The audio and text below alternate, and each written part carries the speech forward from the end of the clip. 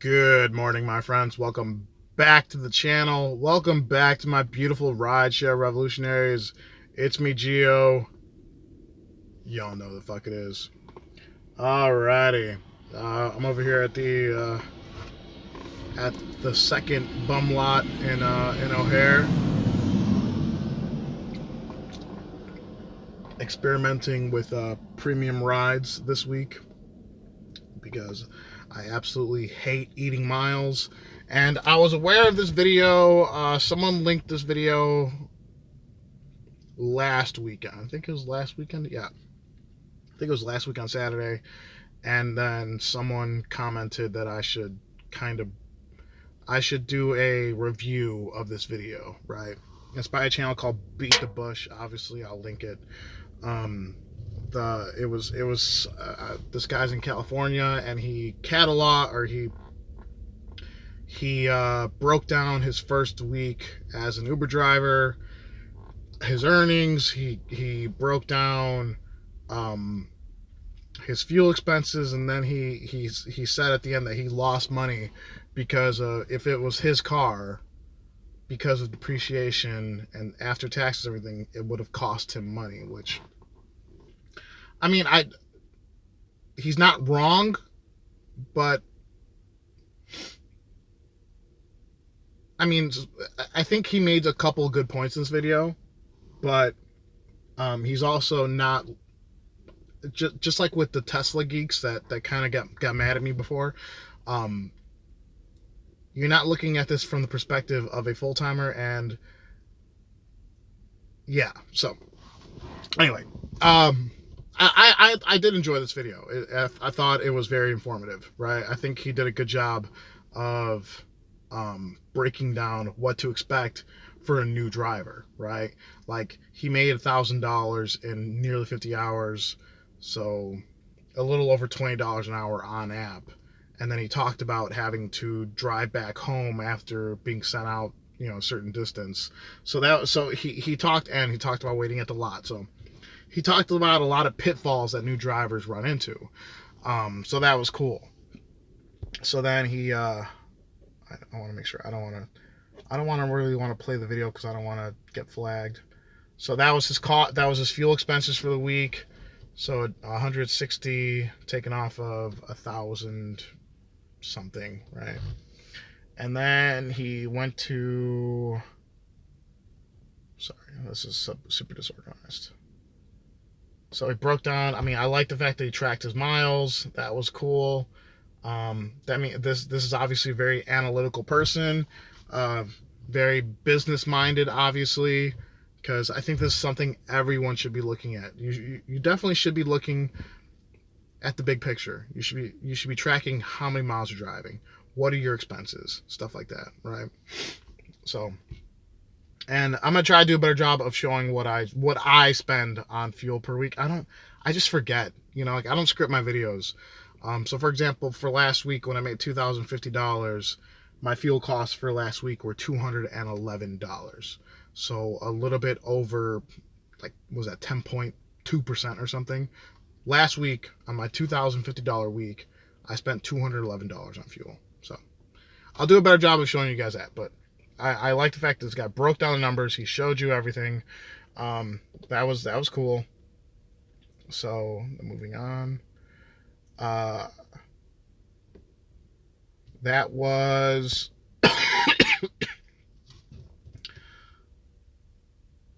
so he broke down what he made per hour per day, and then broke down what that was. So 2026 right there before expenses, 17 per hour after fuel, which is mostly your primary expense, that's most expensive thing, most likely. And then he broke down what he made after the deduction, which, I mean, that's a little extreme. My damn group chat. I should have silenced that thing. Okay. I mean, I don't disagree. I do not disagree. But, I mean, that's literally, that's, what is that, 28% of your, it's like 28% of your net earnings after your IRS deduction. That's a little extreme, right? But yeah, I mean, that's, if you want to do it that way, fine. I mean, I just can't agree with that, because if that was the case, let's say I make $25 per hour, and after expenses, I was only taking home 25%. What is that? $6.25 an hour? $6.25 an hour time. Let's just say times 70. Hold on a second. Let me go back to $6.25. Do I have a calculator? There we go. If we're using this guy's representation, 6.5 times, I do, let's just say 70 hours. I did about 65 hours last week. So if you guys can see that, I know it might come in reverse. So, I mean, and also he drove a BMW and all that stuff.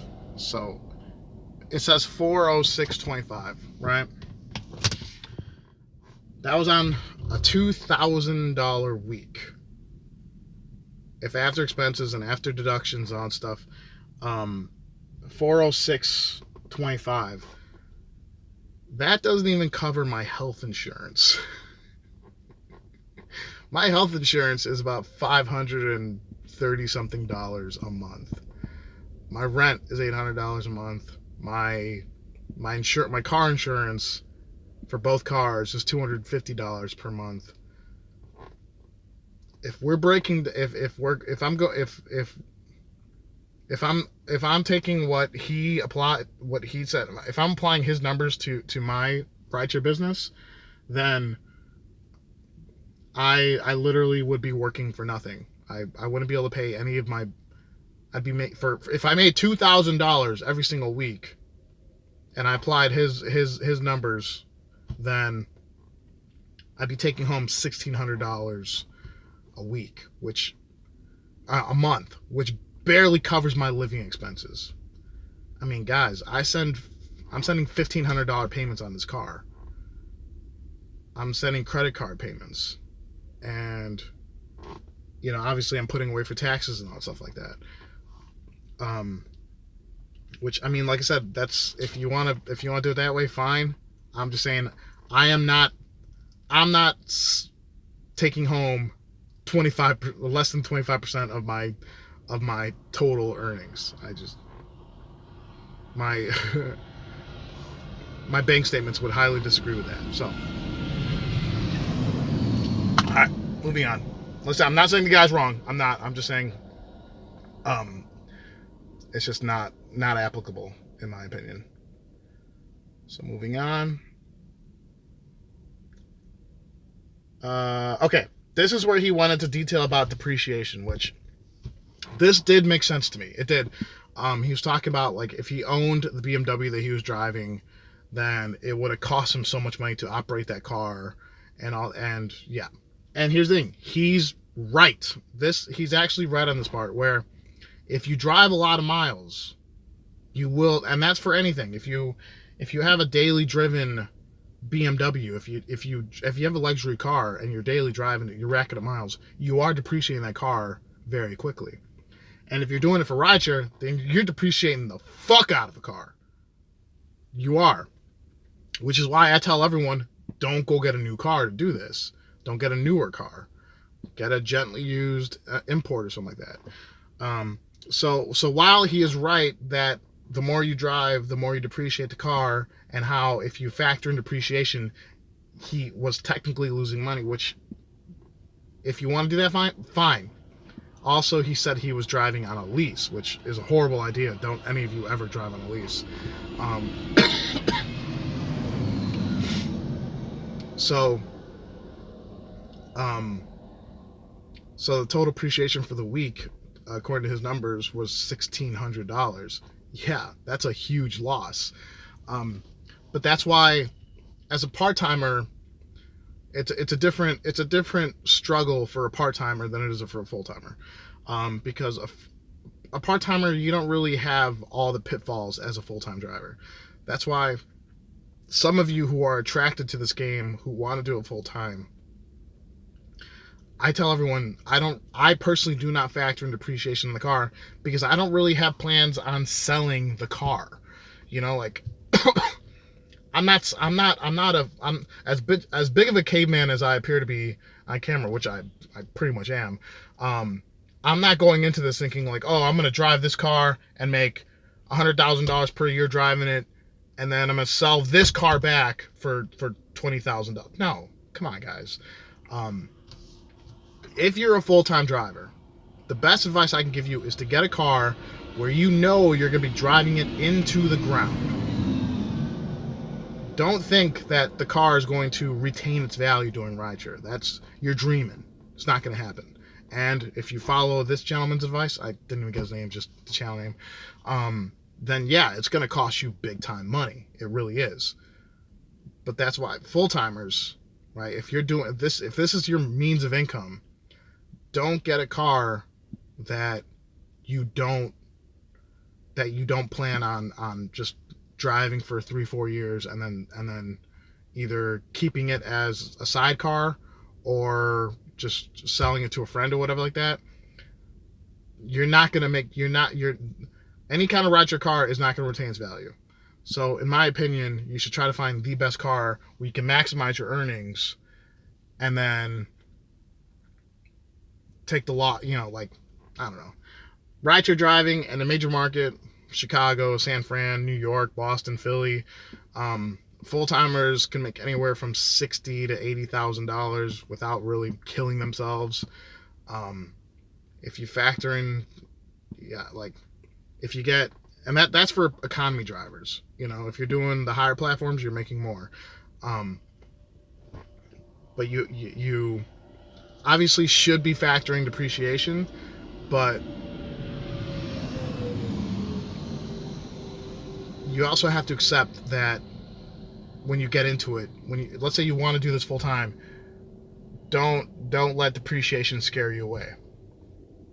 You can just accept the fact that you're not going to make money on the car. That's why everyone who always says you're not factoring depreciation, you're right. I'm not factoring depreciation because I never plan to sell any car that I use for rideshare. So that's my take on it.